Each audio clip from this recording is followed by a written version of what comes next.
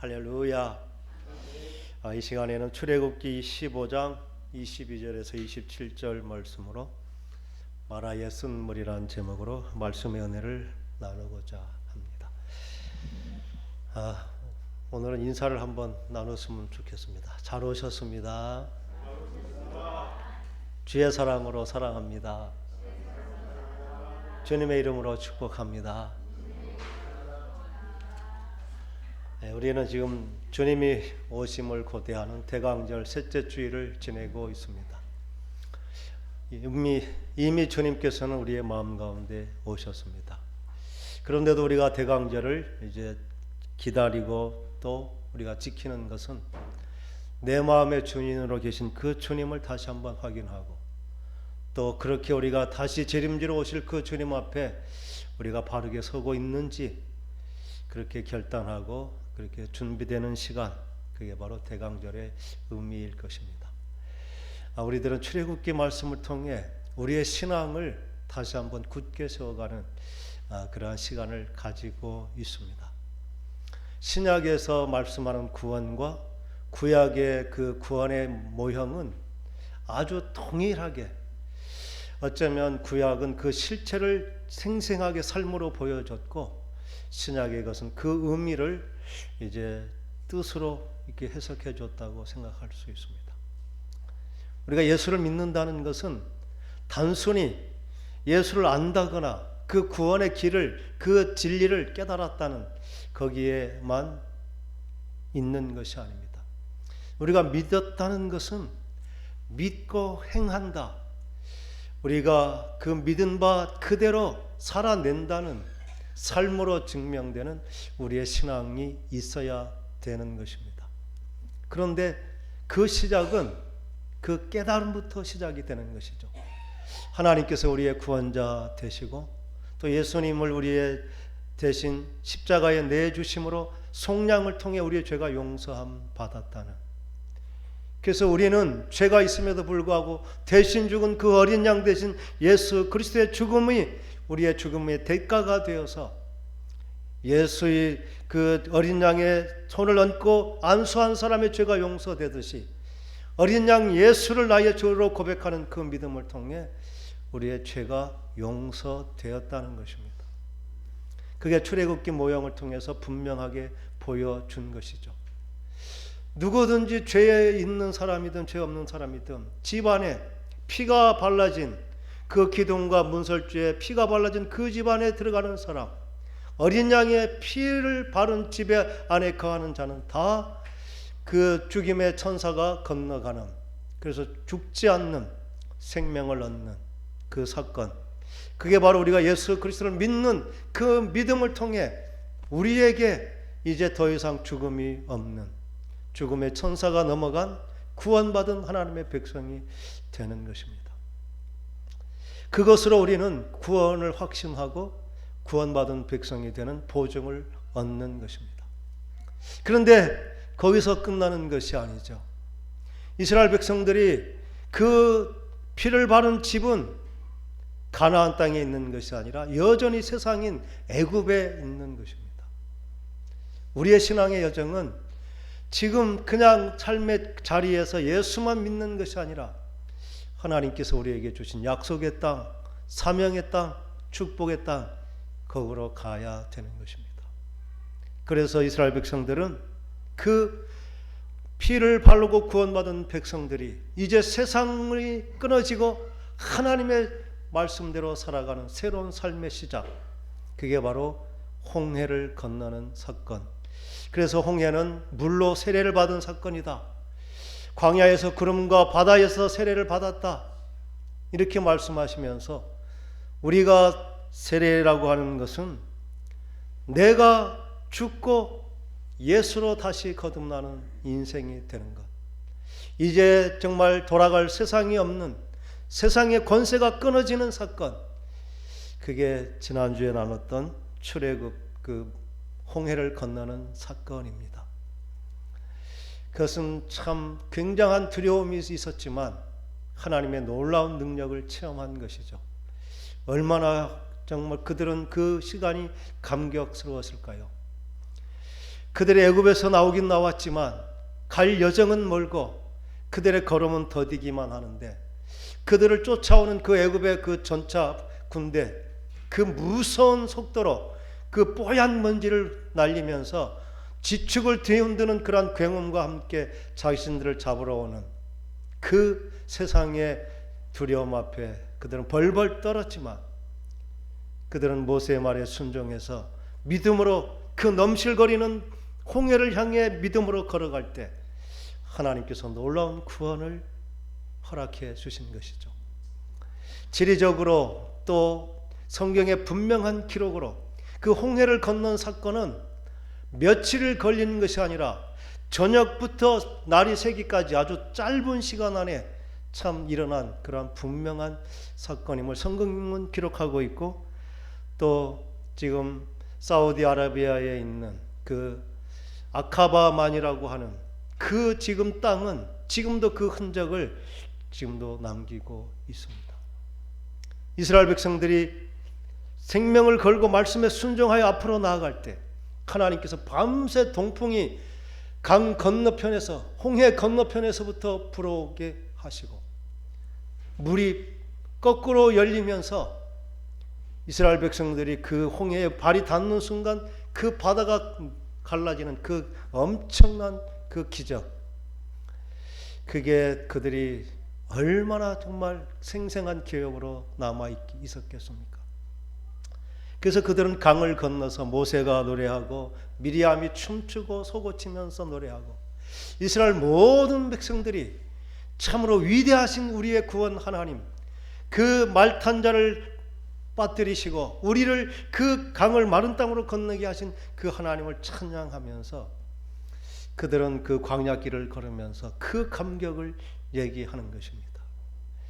그때 그 물을 건너면서 물이 벽같이 쌓여 있었던 그 장엄한 광경, 그리고 우리가 급히 갔지만 우리가 강을 건너자마자 또 물이 합쳐져서 그 애굽의 군사들이 물에 잠기는 그 엄청난 심판, 그 감격을 그들은 말하면서 걸어가는데 그 길이 채 3일이 못 되어서 그들의 삶은 고난고 힘겨운 삶이 되는 것입니다. 우리가 생각하기에 그렇게 구원을 극적으로 체험하고 그 눈물과 감격으로 그렇게 하나님의 나의 구원자 되심을 고백했다면 우리는 평생 그 구원의 감격과 기쁨으로 원망 불평 없이 살 것 같지 않습니까? 그런데 우리가 구원을 받았음에도 불구하고 우리의 삶이 그렇게 되지 않는 것이죠. 예수를 열심히 믿다가도 문제가 생기고 시험이 오고 뜻대로 안 되면 이제 그 예수도 잊어버리고 불평 분만하고 차라리 안 믿을 걸 그랬다고 하는 그 모습, 이게 이스라엘 백성들의 모습인 것입니다. 그래서 지금 많은 성경 공부, 또 어떤 체험적인 신앙, 그 정도 정말 하나님이 살아계심을 경험했다면 결코 믿음을 버릴 것 같지 않은데 세상은 그렇게 되지 않는 것입니다. 그러면서 그 문제의 해결을 마치 우리가 배운 것이 좀 부족한 것처럼 더 철저하게 배웠으면, 아니 우리가 분명하게 어떤 체험을 가졌으면 결코 우리가 신앙이 이렇게 흔들리지 않을 것이다, 그렇게 생각하기 쉬운 것입니다. 그런데 그렇게 해서 제자 훈련도 실패했다, 성경 공부도 실패했다, 그것으로 사람이 변하지 않는다, 이렇게 교회 안에서 회의적인 일들을 합니다. 그것이 잘못되거나 문제가 된 것은 아닙니다. 이스라엘 백성들의 모습이 바로 그것입니다. 홍해를 건넌 그들은 하나님의 살아계심, 그리고 우리의 구원자 되심, 그것을 너무나 철저하게 체험하고 그 구원의 감격으로 걸어가는 길이지만 우리의 죄의 습관, 그리고 우리가 의롭게 된 것은 그렇게 한순간에 되는 것이 아니라는 것입니다. 우리가 죄인에서 의인이 되는 칭의로서 의롭다 여김을 받는 그것은 한순간에 되는 것입니다. 그런데도 불구하고 구원받은 우리가 그렇게 구원에 합당한 의로운 삶이 되는 것은 이스라엘 백성들처럼 많은 교육과 훈련, 연단의 과정을 거쳐서 비로소 성숙한 인격의 삶이 된다는 것입니다. 그래서 성경이 보여주는 것은 우리의 신앙은 그냥 우리가 믿는 믿음만 철저하게 지키고 믿음만 간직하고 있으면 될 수 있는 그러한 길이 결코 아니라는 것입니다. 어떤 신령한 은사를 체험하고 어떤 기적을 체험했다고 되는 것이 결코 아니라는 것입니다. 우리는 매 순간 주어지는 삶의 현장에서 정말 하나님을 선택할 것인가, 상황에 굴복할 것인가, 이런 신앙의 싸움이 연단이 계속되면서 우리는 정금 같은 믿음의 사람으로 세워지는 것입니다. 그래서 출애굽기는 그렇게 인생의 과정을 통해서 보여주셨고, 창세기에는 그렇게 잃어버린 주권, 하나님과 교제했던 아담과 하와가 뱀에게 유혹되어서 그 하나님의 주권을 잃어버리고, 뱀이 유혹한 것은 네가 주인이 되어라, 하나님이 주인이 아니라 너 자신이 주인이다, 이렇게 부추긴 것입니다. 그러면서 결국은 자기가 주인 된 것이 아니라 끊임없는 정말 탐욕의 노예가 되어서 사탄이 그 조정을 받는, 그 영향력을 벗어날 수 없는, 말로는 내가 주인이지만 결국 마귀 종노릇하는 끊임없는 인생을 사는 것, 그게 죄인된 인간의 모습인데, 아브라함은 그렇게 죄에서 구원함을 받아서 하나님의 그 주권을 회복한 자로 세워지는 삶의 모습을 분명하게 자신의 신앙을 통해 보여주시는 것, 그게 아브라함의 10단계의 믿음의 연단을 거쳐서 이제 모든 것을 하나님께 맡기고 하나님의 뜻대로 살아가는, 그래서 하나님의 방백이다, 나의 벗이다, 이렇게 인정받는 믿음의 사람이 된 그것을 보여준 것입니다. 그래서 어쩌면 우리가 왜 구약 성경, 모세오경이라고 하는 그 오경의 삶을 우리가 훈련하고 살아야 되는가? 그게 바로 믿음이라고 하는 것은 한순간의 경험이나 지식으로 되는 것이 아니라 끊임없이 반복하고 그게 우리의 삶의 체질이 되는, 그게 능력 있는 신앙의 길인 것을 분명히 보여주기 때문입니다. 저도 지금 모세오경을 준비하면서 사람들의 염려가 그것입니다. 또 다른 율법주의로 사는 것이 아닌가. 우리는 복음으로, 자유의 복음을 받고 사는데 왜 또 율법을 지켜야지? 이러한 생각을 갖게 되는 것입니다. 그래서 저는 더 복음으로 사는 사람들의 모습, 정말 자유롭고 매이지 않는, 그렇게 능력 있게 산다는 사람들의 그 신앙, 그들의 복음에 대해서 더 철저하게 저도 배우고 있습니다. 우리가 믿음으로 거듭났다, 주권이 바뀌었다는 것, 내가 주인이 아니라 하나님이 예수님이 나의 주인이 되었다고 말로는 고백할 수 있습니다. 그러나 모든 삶의 순간 그렇게 살아내기는 우리의 신앙의 연단을 거치지 않고 훈련을 거치지 않고는 될 수 없는 것이라는 것입니다. 그래서 오늘 주신 말씀은 이스라엘 백성들을 연단하시는 하나님의 과정인 것입니다. 하나님의 능력이 없어서 그들에게 단물을 주시지 못했을까요? 하나님이 사랑이 부족해서 그들 그 광야에 혹독한 고난을 걷게 하셨을까요? 하나님은 이스라엘 백성들에게 너무나 큰 기대와 또 그 하나님의 계획이 있기 때문에 결코 그렇게 패잔병이 아니라 하나님의 군대, 하나님의 사명을 감당할 그러한 사람으로 세우실 하나님의 계획이 있기 때문에 결코 그들에게 그냥 평안한 길을 허락지 않으시고 훈련을 시키시는 줄 믿습니다. 우리가 자녀를 사랑한다고 공부할 때 너무 스트레스 받고 힘들까 봐서 공부도 안 시키고, 또 운동하면서 땀 흘리고 힘들다고 운동도 안 시키고, 그냥 자녀가 하고 싶은 대로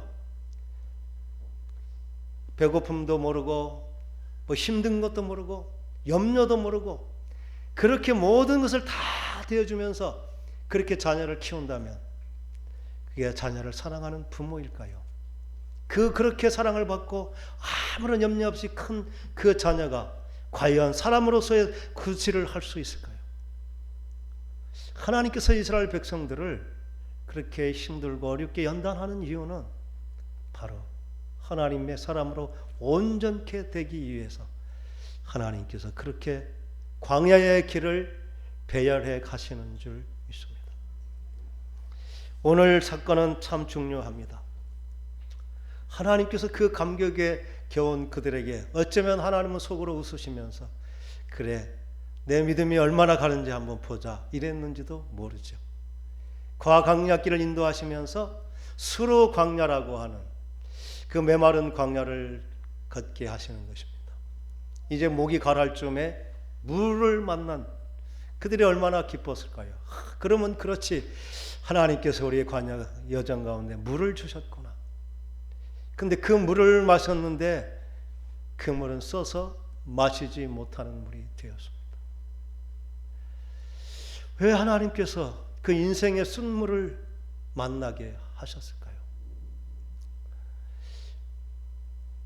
하나님의 은혜가 그렇게 충만했다면 그때도 내 생각보다 하나님이 왜 그랬을까?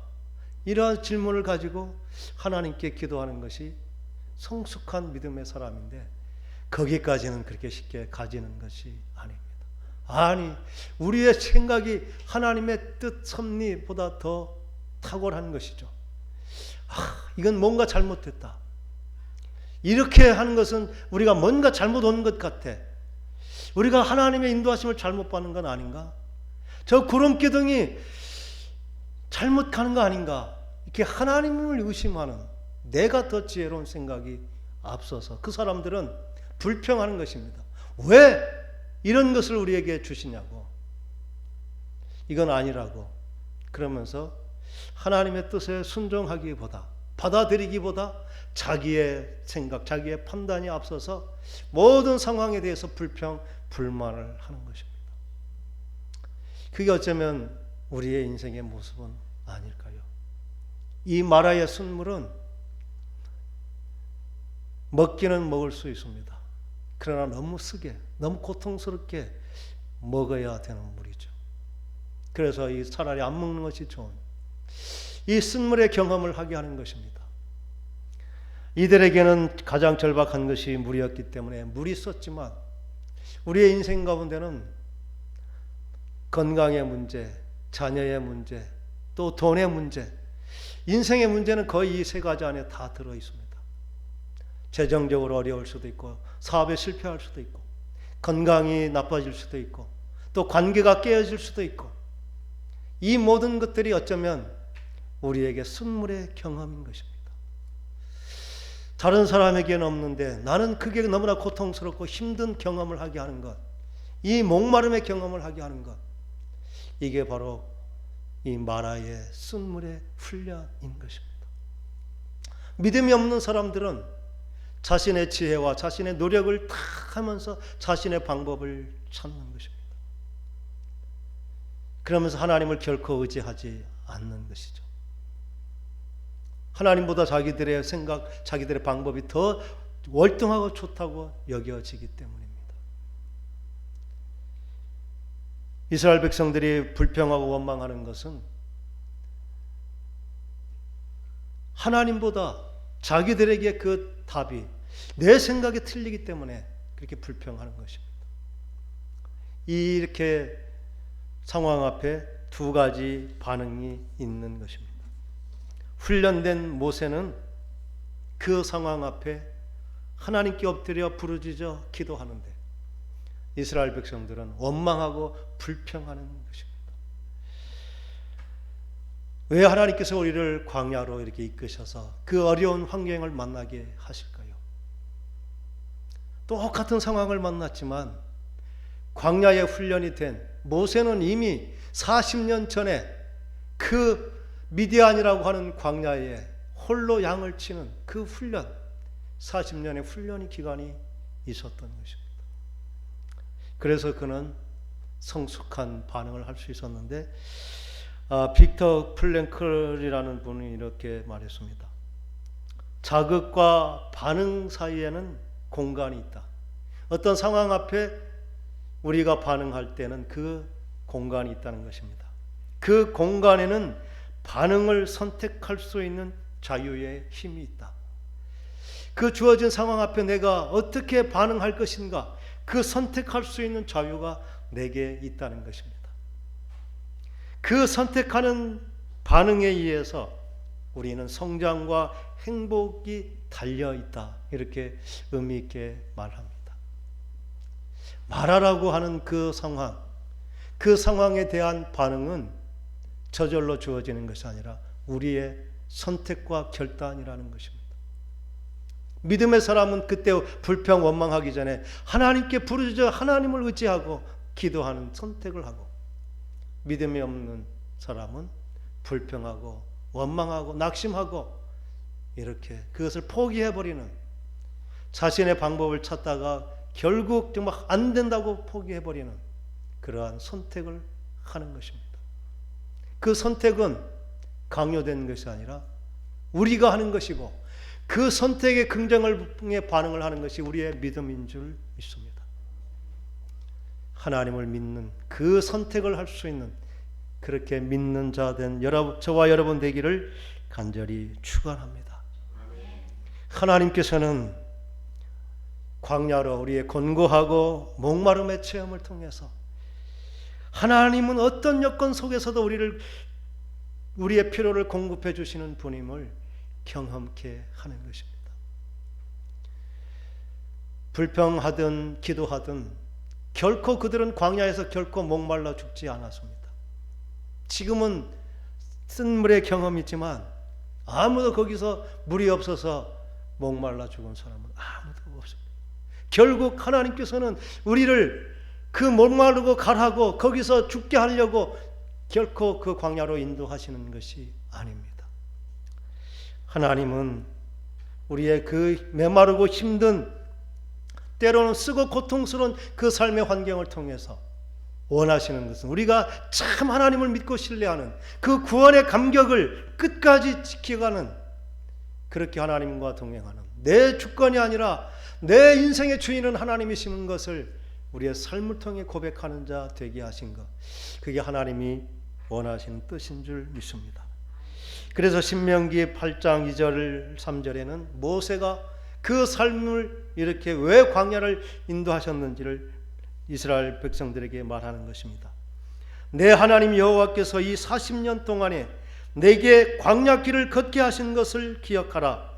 이는 너를 낮추시며 너를 시험하사 너의 마음이 어떠한지 그 명령을 지키는지 지키지 않는지 알려 하심이었다. 너를 낮추시고 너를 줄이게 하시고 또 너로 알지도 못하며 내 조상들도 알지 못하던 만나를 내게 먹이신 것은 사람이 떡으로만 사는 것이 아니라 여호와의 입에서 나오는 모든 말씀으로 사는 줄을 내게 알게 하려 하심이라. 하나님께서는 이 광야 여정을 통해 정말 하나님의 말씀과 율례를 지키면서 하나님의 뜻대로 내 생각, 내가 주인이 아닌 하나님의 주인된 삶을 사는지 끊임없이 그것을 시험하여 보시겠다 말씀하십니다.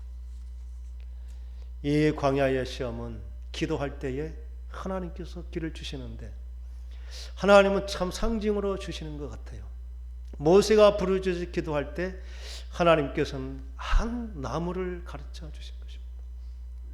그리고 모세가 그 나무를 물에 던졌을 때 놀랍게도 그 물이 쓴물이 단물이 되는 그 은혜를 경험한 것입니다. 이 나무의 의미는 분명합니다.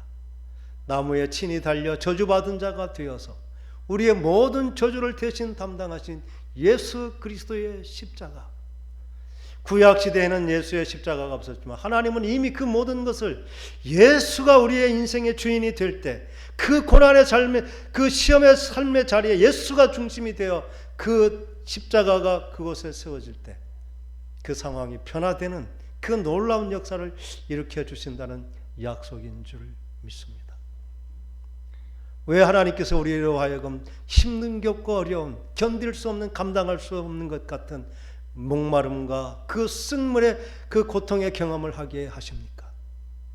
하나님은 그곳에서 예수 그리스도의 십자가의 구속의 은혜, 우리를 위해서 친히 그 고난 받으신 그 주님의 깊은 사랑을 깨닫고, 그때 비로소 하나님의 은혜가 우리 안에 흘러내릴 때 그 쓴물이던 그 물은 어느새 단물이 되어버리는 그 경험을 우리도 여전히 하게 되는 줄 믿습니다. 지금 우리가 힘겹고 너무나 삼키지 못할, 감당하지 못할 같은 아픔의 시간, 절망의 시간, 고통의 시간, 그곳에 예수 그리스도의 십자가의 은혜가 부어진다면, 깨달아진다면, 그렇게 믿음으로 받고 그것을 내가 소중한 하나님의 시험으로 그것을 마음에 품고 믿음으로 견딘다면 그 쓴물은 단물이 되는 역사를 우리가 경험하게 될 줄 믿습니다.